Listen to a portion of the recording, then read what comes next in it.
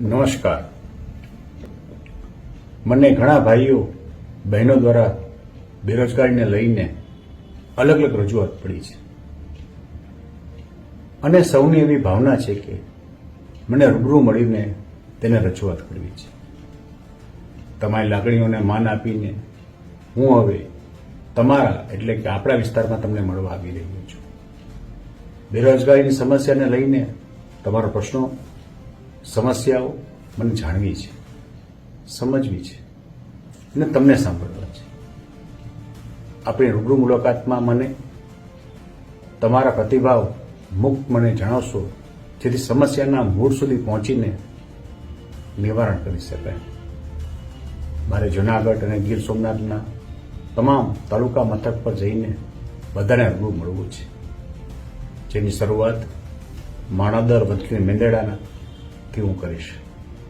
આવતા મહિના એટલે 1, 2 અને 3 સપ્ટેમ્બરના રોજ ત્યાં હું મુલાકાત લઈશ. આપનો આભારી જવાહર ચાવડા.